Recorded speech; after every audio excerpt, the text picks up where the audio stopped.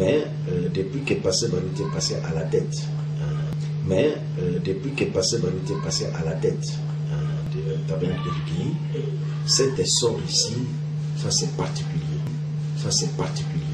Et c'est pourquoi là, comme je l'ai dit, à partir de mon Pasteur Baruti est passé pasteur de Tabernacle de Rikini, là, c'est là que j'ai dit que c'est l'homme qu'il fallait, voyez. Et Dieu l'a revêtu. Vous voyez, on va parler de la Pentecôte. Je crois qu'à partir, parce que comme il a dit qu'il était parti, on avait prié pour le parcours, des choses comme ça.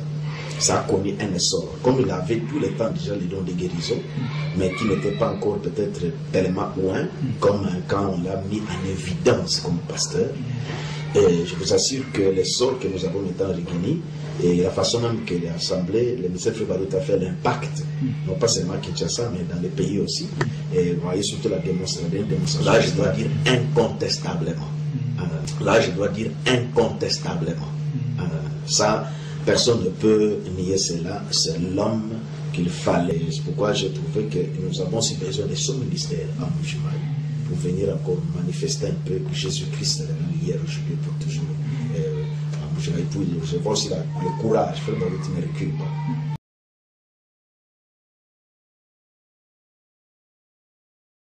Il m'a appelé devant pour qu'on prie pour moi. Comme le pasteur, il a appelé les doigts là, ils ont prié pour la prédication. Non, je n'étais pas reconnu comme ministre, je n'étais pas reconnu comme ministre, je n'étais pas reconnu comme pasteur prédicateur. À Kilango, je me rappelle, à l'Ève, j'ai prêché seulement, je me rappelle une fois, le jour des veillées de Nouvel An.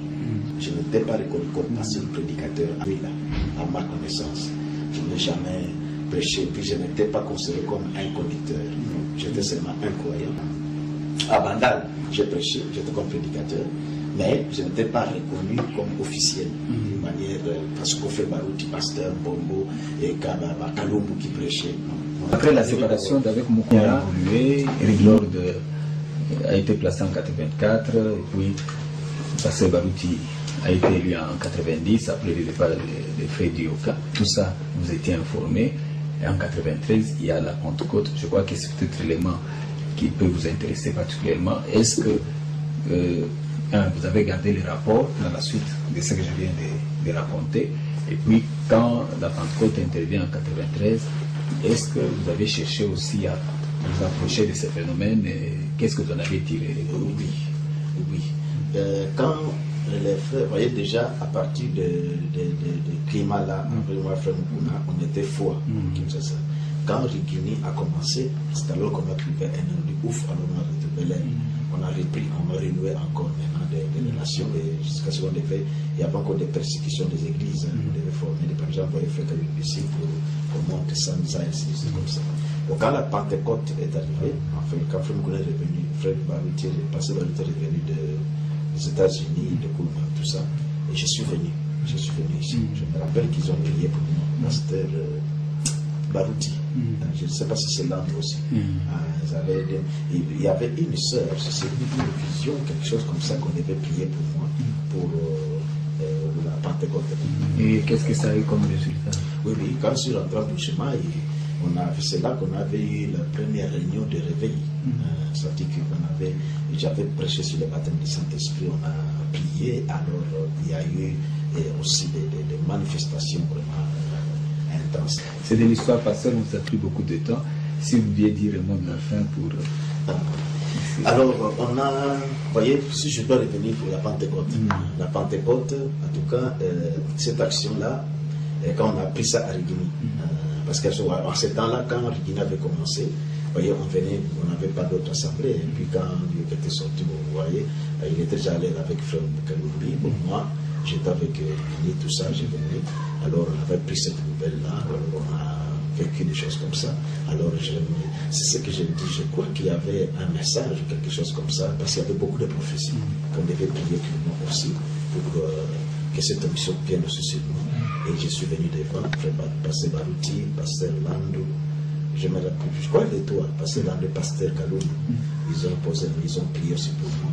Ils ont posé la main pour que le réveil, même Pentecôte arrive au sein du jour. Et curieusement, quand je suis rentré, on avait déjà tenu des réunions de prière, des baptêmes du Saint-Esprit souvent.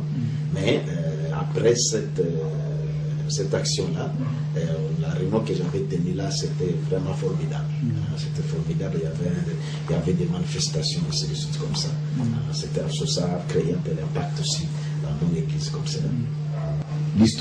Je dois alors parler, parce que j'ai parlé du côté musulman, il faut que je parle de ce que moi j'ai constaté. Tout ce temps que je venais à partir de l'Inde, cet essor, ce réveil dans l'église, chez Frère Mukuna, il n'y en avait pas. Bien qu'on faisait des foyers, il n'y en avait pas. Donc, quand ils sont sortis, bon, j'apprenais, quand Frère Mukuna a prêché, il y avait de la joie. Pour les doctrines qu'il prêchait, il y avait la joie dans l'église, on se réjouissait de la prédication. C'était l'atmosphère de la prédication qu'on se réjouissait, des doctrines de la façon. Mais depuis que Pasteur Baruti est passé à la tête, de tabernacle de Rigini, cet essor ici, ça c'est particulier. Ça c'est particulier. Et c'est pourquoi là, comme je l'ai dit, à partir de mon Pasteur Baruti passé pasteur de tabernacle de Rigini, là, c'est là que j'ai dit que c'est l'homme qu'il fallait, vous voyez, et Dieu l'a revêtu. Vous voyez, on va parler de la Pentecôte. Je crois qu'à partir, parce que comme il a dit qu'il était parti, on avait prié pour le parcours, des choses comme ça.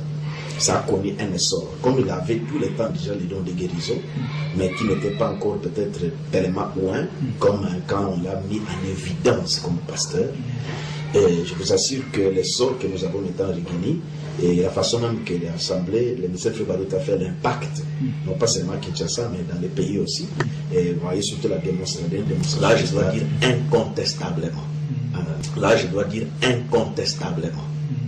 Ça, personne ne peut nier cela. C'est l'élan de tabernacle qu'il fallait.